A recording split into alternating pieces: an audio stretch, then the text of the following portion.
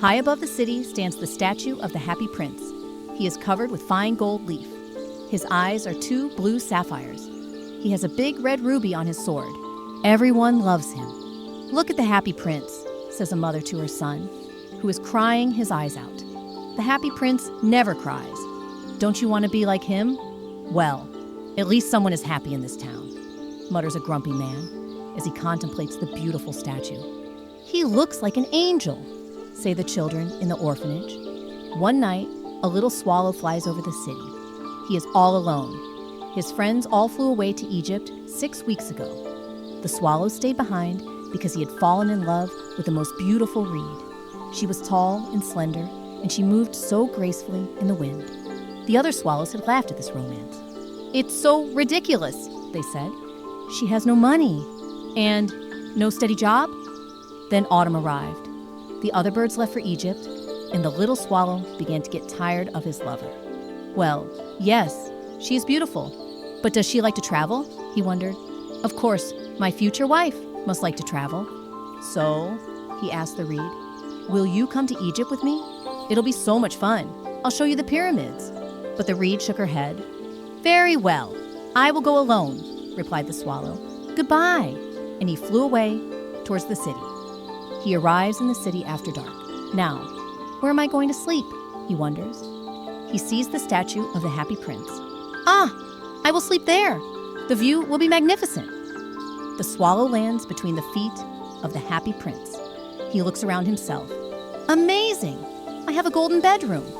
He is just about to fall asleep when, plop, a drop of water falls on his head. "What? Is it raining?" he wonders. "Strange. I don't see any clouds." Then, plop, another drop falls on him. "Lousy statue," he mutters. "It can't even protect me from the rain. Maybe I should find a nice chimney instead." But then, plop, another drop falls. The swallow looks up, and what does he see? The eyes of the Happy Prince are filled with tears. Tears are streaming down his golden cheeks. His face looks so sad in the moonlight. The little swallow is filled with pity. "Who are you?" he asks the statue. "I am the Happy Prince." "Well, why are you crying then?" asks the swallow. "I'm all wet." You know, when I was alive and had a human heart, I never cried," the statue says. "I lived in Sanssouci Palace. There is no sorrow at Sanssouci. Every night I danced in the Great Hall. During the day, I played with my friends in the garden. There was a big wall around the garden, but I never asked what was on the other side. Why would I ask? Everything around me was so beautiful. When I was alive, everyone called me the Happy Prince. And yes, I was happy, if pleasure and happiness are the same thing. But then I died, and they put me here. Now I can see all the sadness and ugliness of my city. My heart is made of lead, but I cannot stop crying." "What? He has a heart of lead? I thought he was solid gold," thinks the swallow to himself. But he doesn't say it out loud. He's too polite. "Far from here," continues the statue. "Far from here, there's a small street. In this street, there's a small house. One of the windows is open, and I can see a woman. She is sitting at a table. Her face looks tired and worried. Her hands are red and calloused. She is a seamstress, and she is sewing a dress for a wealthy lady. Her little boy is lying on the bed, ill with a fever. He wants oranges, but his mother does not have money to buy oranges. All she can give him to drink is water from the river. So the little boy continues to cry. "Little swallow, there's a ruby on my sword. Please take it to his mother. I am a statue now. I can't do it myself." "I'm sorry, I can't," says the swallow. "I must fly to Egypt. My friends are waiting for me. They will be flying up and down the Nile and talking to the lotus flowers. They will be sleeping in the tomb of the great king. I must go too." "Little swallow," says the prince, "please be my messenger, just for one night. The little boy is so thirsty, and his mother is so sad." "But I don't even like little boys," says the swallow. "Little boys throw stones at me. Of course, they never reach me. But who cares? It's very rude." But the Happy Prince looks sad, and the swallow feels guilty. "It's very cold here," he says, "but I will stay one night and help you." "Thank you, little swallow," says the prince. So the swallow removes the ruby from the prince's sword. He holds it in his beak and flies over the roofs of the city. He flies over the cathedral with its angels made of white marble. He flies over the river and sees the lanterns hanging from the masts of the boats. He flies over the market and hears the sellers shout, "Oranges! Come and get your beautiful oranges!" He flies over the palace and hears the sound of music and dancing. A young girl and her boyfriend come out onto the balcony of the palace. "The stars are so beautiful," says the boyfriend, "and so are you." "I hope my dress will be ready in time for the ball," says the girl. "My seamstress is so slow." Finally, the swallow arrives at the woman's house. He looks through the window. The little boy is tossing feverishly in his bed. The mother is so tired that she has fallen asleep at her sewing table. The swallow hops inside. He gently puts the ruby down on the table. Then he flutters around the little boy's bed, gently fanning him with his wings. I don't feel so hot anymore," says the little boy. "I think I'm getting better." The swallow goes back to see the happy prince. He tells the prince what he did. "It's strange," says the swallow. "The weather is really cold, but I feel quite warm now." "That's because you have done something good," says the prince. The little swallow begins to think. Then he falls asleep. Thinking always makes him sleepy. In the morning, the swallow takes a bath in the river. "Tonight, I'm going to Egypt," he says. He is very happy. He spends the day visiting the tourist attractions of the city. Wherever he goes, the sparrows chirp and ask each other, "Who is this distinguished stranger? It can't be a swallow? Here, in winter?"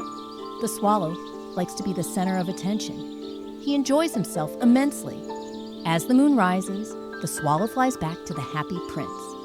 "Can I bring you back something from Egypt?" he asks. "I'm just about to leave." "Little swallow," says the prince, "please stay with me one more night." "My friends will be waiting for me in Egypt," replies the swallow. "Tomorrow, they will go further up the river. There will be hippos in the tall grass. At noon, the yellow lions will come down to drink on the shore. Their eyes are green like emeralds. I absolutely must see this." "Little swallow," says the prince, "on the other side of town, I see a young man. He lives in a cramped, drafty attic. He is sitting at a desk covered with papers. He is trying to write a play, but his hands are too cold to hold a pen. He has no money to buy firewood or food." "All right, I will stay with you one more night," says the swallow. "Do you have another ruby?" "Alas, no," says the prince. "But I have my eyes. These are sapphires from India. Please take one of my eyes to the young man. He can use it to buy food, as well as wood. He can then finish writing his play." "Oh no, no way," says the swallow. "I can't take one of your eyes." "Little swallow," says the prince, "please do as I ask." So the swallow takes the prince's eye and flies to the young man's attic. It's easy to get in. There's a hole in the roof. The young man is resting his head in his hands. He doesn't hear the rustling of wings as the swallow places the sapphire in front of him. When the young man looks up, he finds the beautiful sapphire just lying there on his desk. "A donation!" he cries. "Someone likes my work. Now I can finish my play." The next day, the swallow flies to the harbor. He lands on the mast of a large ship. He watches the sailors taking the cargo out of the holds of the ship. "Heave ho! Heave ho! I am going to Egypt," he declares, but no one hears him. When the moon rises, he flies to the happy prince. "I've come to say goodbye," says the swallow. "Little swallow," says the prince, "please stay with me one more night." "It's winter now," replies the swallow. "Soon it will snow, but in Egypt the sun will be shining. I will see green palm trees. I will see crocodiles lying in the mud. My friends will be building their nests. Dear prince, I must go, but I will never forget you. And next spring, I will bring you 2 beautiful jewels to replace the ones you have given away. The ruby will be as red as a rose, and the sapphire will be as blue as the sea." "In the square just below us," says the prince, "there is a little girl selling flowers. She has dropped a lot of them on the ground, and now they're ruined. Her family will starve if she doesn't bring some money home. She's crying. She has no shoes or socks. She has no winter jacket and no warm hat. Please take my other eye and give it to her." The swallow sighs. "I can stay another night," he says. "But I can't take your eye? You will be blind." "Little swallow," says the prince, "please do as I ask." So the swallow removes the prince's other eye. He flies down to the square, he swoops past the little girl, and drops the jewel into her hand. "Ooh, so pretty," exclaims the little girl. She runs home laughing. The swallow returns to the prince. "Now you are blind," he says, "so I am going to stay with you." "No, little swallow," says the poor prince. "You have to go to Egypt. Number I will stay with you forever," says the swallow, and he falls asleep at the prince's feet. The next day, the swallow sits on the prince's shoulder. He tells stories to the prince because the prince cannot see. He talks about Egypt, the desert, the camels, the Sphinx, the pyramids, and the huge snakes in the palm trees. "Dear little swallow," says the prince, "you speak of such extraordinary things. But do you know what is even more extraordinary to me? The suffering of people. There is no mystery greater than misery. Fly over my city, little swallow, and tell me what you see." So the swallow flies over the city. He sees rich people living comfortably in their beautiful homes, while beggars sit at their doorsteps. He sees hungry children sitting in the dark streets. He sees 2 little boys huddled together under a bridge, trying to get warm. "You can't sleep here," says a policeman. "Go on, get!"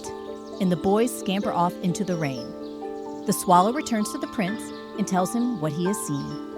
"I am covered in gold," says the prince. "Peel it off and give it to the poor." Piece by piece, the swallow removes the thin layer of gold from the prince. Soon, the happy prince appears dull and gray. Piece by piece, the swallow gives the gold to the poor. The children's faces grow rosy. They laugh and play in the street. "We have bread now." Then the snow comes, and then the frost. The streets turn white. Long icicles hang from the eaves of the houses. Everyone wears winter jackets, and the children skate on the ice. The poor little swallow gets colder and colder, but he does not leave the prince. He eats the crumbs from in front of the baker's door. He tries to warm himself by flapping his wings. Then finally, he knows he is going to die. He lands on the prince's shoulder one last time. "Goodbye, dear prince," he whispers. "I'm glad you're finally going to Egypt, little swallow," says the prince. "You have stayed here far too long." "I'm not going to Egypt," says the swallow. "I am going to the house of death. Death is the brother of sleep, is he not?" He kisses the happy prince and falls down dead at his feet.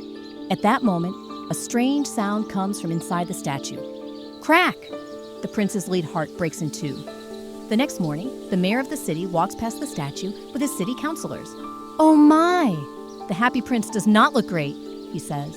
"Not great at all," the councilors say. They always agree with the mayor. "Where is his ruby?" continues the mayor. "Where are his eyes? And he is not golden anymore. Oh dear, he doesn't look like a happy prince. Why, he looks no better than a beggar." "No better than a beggar," the councilors say. "And what the? Oh my word. Goodness me," says the mayor. "There is a dead bird at his feet. We need to pass a new law. Birds are not permitted to die on statues. Someone note that down," and someone notes it down. They pull down the statue of the happy prince.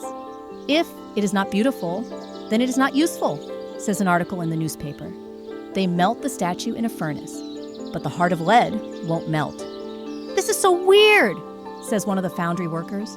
"What should we do with this?" "Ma, just throw it away," says another. "And don't tell the boss."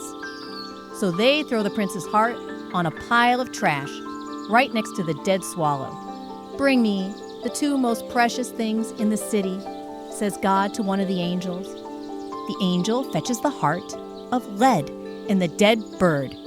"Ah, you have chosen well," says God. "This little bird will sing in the gardens of paradise. And in my city of gold,